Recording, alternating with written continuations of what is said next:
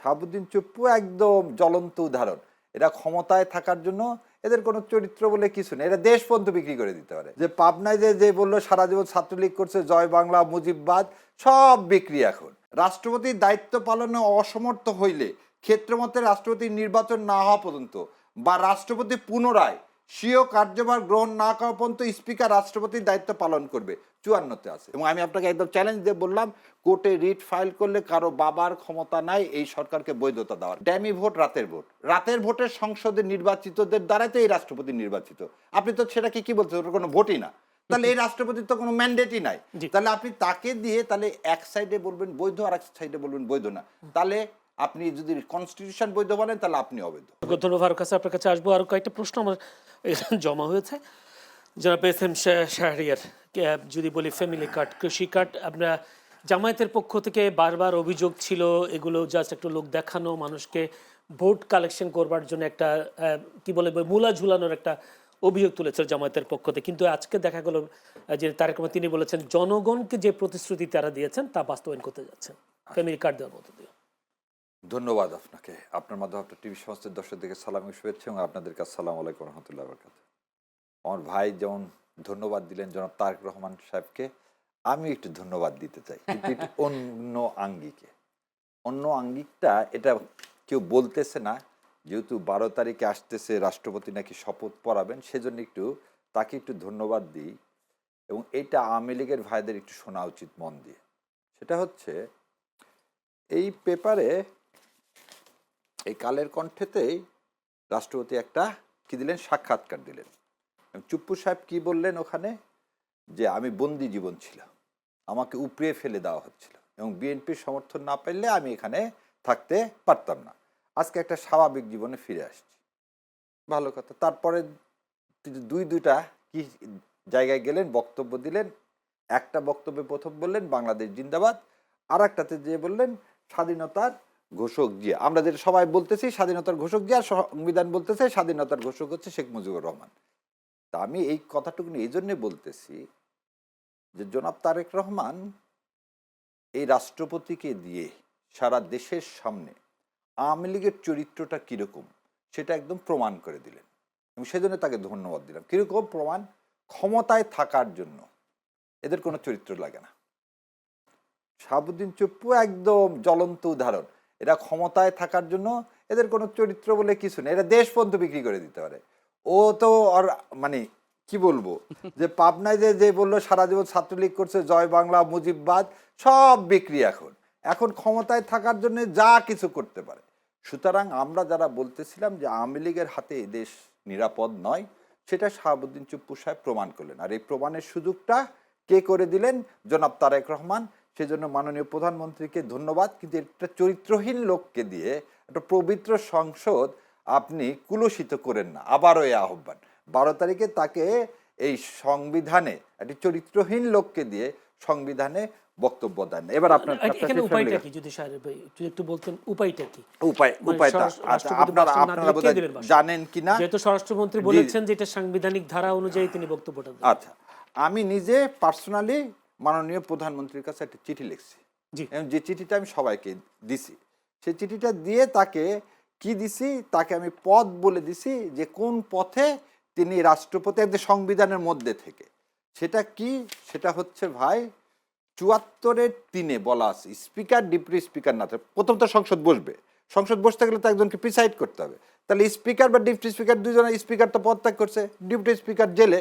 তো কেউ তো বলতেছে না ডেপুটি স্পিকারকে প্যারোলে মুক্তি দিয়ে ওনাকে কি সংসদে বসানো হবে। তাই আমি বললাম এটা বসানোর দরকার নাই, কারণ এই 74-3 বলা আছে যে স্পিকার বা ডেপুটি স্পিকার না থাকলে সংসদের কার্যপ্রণালী বিধি অনুযায়ী কোনো সংসদ সদস্য স্পিকারের দায়িত্ব পালন করবে। তাহলে আপনি যে কোনো একজন সংসদ সদস্যকে তো নির্বাচন করবেন কি হিসাবে? স্পিকার হিসাবে দায়িত্ব পালন করার জন্য। এবার আসেন 49 আসেন, বলছে যদি রাষ্ট্রপতি অধিবেশন শুরুর আগে কি নির্বাচন করা যাবে, স্পিকার নির্বাচন? যেহেতু স্পিকার ডেপুটি স্পিকার নাই, সংবিধান বলতেছে যে কাউকে একজনকে ধরে নেন এন্ট্রিমের মতো, আপনি এন্ট্রিম একজনকে কি করে দিলেন, সে হচ্ছে প্রিজাইড ওভার করবে কি অ্যাজ এ কি প্রেসিডেন্ট হিসাবে, মানে স্পিকার হিসাবে। এবারে আসেন কি বলছে স্পিকারের পরে, বলতেছে রাষ্ট্রপতি যদি কোনো কারণে এবং এই কোনো কারণের ব্যাখ্যাটা কিন্তু সংবিধানে দেওয়া নাই। যদি কোনো কারণে সে অক্ষম হয় তাহলে কি হবে, এই দেখ 53-1 শারীরিক বা মানসিক অসমর্থের কারণে রাষ্ট্রপতি তার পদ অপসারণ করে। আচ্ছা না, সরি, আই বেগ অ্যাপোলজি, দাঁড়ান বলতেছি আপনার। 54-তে রাষ্ট্রপতি পদ শূন্য হইলে কিংবা অনুপস্থিতি, অসুস্থতা বা অন্য কোনো কারণে রাষ্ট্রপতির দায়িত্ব পালনে অসমর্থ হইলে ক্ষেত্রমতে রাষ্ট্রপতির নির্বাচন না হওয়া পর্যন্ত বা রাষ্ট্রপতি পুনরায় স্বীয় কার্যভার গ্রহণ না করা পর্যন্ত স্পিকার রাষ্ট্রপতির দায়িত্ব পালন করবে। 54-তে আছে। তা আপনি তো স্পিকার নির্বাচন করলেন, সেই স্পিকারকে দিয়ে আপনি অধিবেশন শুরু করে সে কি করবেন, ভাষণ দিবেন। না, এই ধারাতে তো রাষ্ট্রপতি কোনোটাই তার ইয়া নেই, মানে অক্ষমতা নেই। কেন অক্ষমতা আছে। বলছে রাষ্ট্রপতি পদ শূন্য হলে আমাদের রাষ্ট্রপতি আছে আছেন। কিংবা অনুপস্থিতি, উপস্থিত আছেন। অসুস্থতা, সুস্থ না, সুস্থ অসুস্থ আছে বা অন্য কোনো কারণে, যেহেতু আমরা জুলাই সবাই বলতেছি তাকে দিন না, কি কারণে দিন না, যে কারণে। আরো এখানে একটা জিনিস আছে, কমপ্লিকেসিটা কোথায়, এই রাষ্ট্রপতিকে দিয়ে যদি আপনি দেন তাহলে এই পুরা সংসদটা অবৈধ হয়ে যাবে। এবং আমি আপনাকে একদম চ্যালেঞ্জ দিয়ে বললাম, কোর্টে রিট ফাইল করলে কারো বাবার ক্ষমতা নাই এই সরকারকে বৈধতা দেওয়ার। কেন? আমি একটা ছোট্ট করে 1 মিনিটে শেষ করে দিই আপনাকে। আপনি বলতেছেন এই সংবিধানে প্রধানমন্ত্রী যতদিন পদত্যাগ না করবেন ততদিন সে প্রধানমন্ত্রী থাকবেন। এই চুপ্পু সাহেব বললেন কি আমার কাছে পদত্যাগপত্র নাই, ওপার থেকে হাসিনা বলছেন যে আমি পদত্যাগ করিনি। তাহলে এই সংবিধান করতেছেন, এই সংবিধান অনুযায়ী 2029 সাল পর্যন্ত সে প্রধানমন্ত্রী। কারণ এখানে 55-তে বলে দিচ্ছে কি যে যতক্ষণ পর্যন্ত সে পদত্যাগ না করবে। তাহলে আপনি যদি সংবিধানের কথা বলে থাকেন সে পদত্যাগ করেনি, এটা যদি হয়ে থাকে, তা আমি একটা উদাহরণ দিই যে একটা মায়ের যদি 2টা সন্তান হয়, যমজ সন্তান, তাহলে আপনি একটাকে বৈধ আর একটাকে অবৈধ বলতে পারবেন? রাষ্ট্রপতির নির্বাচনকে যদি আপনি বৈধ বলেন তাহলে আপনি স্বৈরাচার হোক, ফ্যাসিস্ট হোক, মনস্টার হোক, যাই হোক, হাসিনাকে তাহলে আপনি ভোটের মাধ্যমে চেঞ্জ করতে হতো, আন্দোলনের মাধ্যমে না। কারণ আপনি তো কনস্টিটিউশন বলতে, কনস্টিটিউশন তো আন্দোলনের মাধ্যমে কি পরিবর্তন করার কোনো সুযোগ আছে? তা তো নাই। তাহলে আপনি আন্দোলনের মাধ্যমে প্রাইম মিনিস্টারকে সরায় দিবেন, কিন্তু ওই আন্দোলনের ফসল যে ফ্যাসিস্ট রিজিম থেকে আপনি আবার কি বলতেছেন, ড্যামি ভোট, রাতের ভোটের সংসদে নির্বাচিতদের দ্বারাই তো এই রাষ্ট্রপতি নির্বাচিত। আপনি তো সেটাকে কি বলছেন, ওটা কোনো ভোটই না। তাহলে এই রাষ্ট্রপতির তো কোনো ম্যান্ডেটই নাই। তাহলে আপনি তাকে দিয়ে তাহলে এক সাইডে বলবেন বৈধ আর এক সাইডে বলবেন বৈধ না। তাহলে আপনি যদি কনস্টিটিউশন বৈধ বলেন তাহলে আপনি অবৈধ। জি, এখানে একটা ছোট্ট একটা প্রশ্ন করে রেখে যায়, সেটা হচ্ছে আপনি অবৈধের কথা বলছেন, প্রেসিডেন্ট অবৈধ বা সরকার অবৈধ বিষয়গুলো বলছেন সংবিধানের আলোকে, কিন্তু ডক্টর শাহদিন মালিক তিনি বলেছেন যে যারা সংসদ সদস্যের পদে শপথ করার পর সংবিধান সংস্কার পরিষদে যারা শপথ গ্রহণ করেছেন তাদের সংসদস্য পদটা অবৈধ হয়ে গেছে। আচ্ছা, এইখানে হচ্ছে সমস্যাটা কি, মানে উইথ ডিউ রেসপেক্ট, উনি আমাদের অনেক কথা হলো এই যে রাষ্ট্রপতি, আমি এটা আসবো আগে এই প্রশ্ন। না আপনার এই ফ্যামিলি কার্ডের কথাটা বলে দিই, ফ্যামিলি এক লাইনে বলে দিই।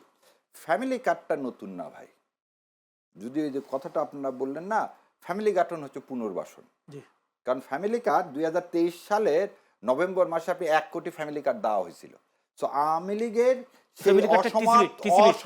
টিসিবির মাধ্যমে অসমাপ্ত কর্মসূচিকে আপনি নতুন করে কি করলেন, পুনর্বাসন করলেন। যেটা আমরা বলতেছি যে আওয়ামী লীগ এবং বিএনপির মাধ্যমে পুনর্বাসন হচ্ছে, আওয়ামী লীগের আর পুনর্বাসন করার দরকার নেই। তো ফ্যামিলি কার্ডও তাই হচ্ছে। দ্বিতীয় কথা বলেন আপনি পার্লামেন্ট এখনো বসেনি, আপনি ফ্যামিলি কার্ড এখনো দিলেন কেন?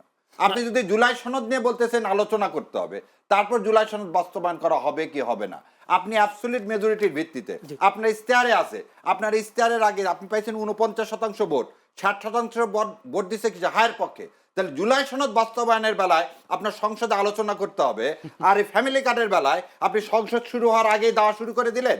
আর যখন সারা পৃথিবীতে একটা ক্রাইসিস, সারা পৃথিবীতে আপনার রিমিটেন্স বন্ধ হয়ে যাচ্ছে, দেখতে পাচ্ছি তেলের এখনো আসার সময় দেখলাম কি বিশাল বিশাল লাইন, সামনে ইরি মৌসুম, আপনি এই সময় এটাকে তো কন্টিনিউ করাতে অসম্ভব, দেউলিয়া হয়ে যাবেন আপনি। জি, একটু আসবো।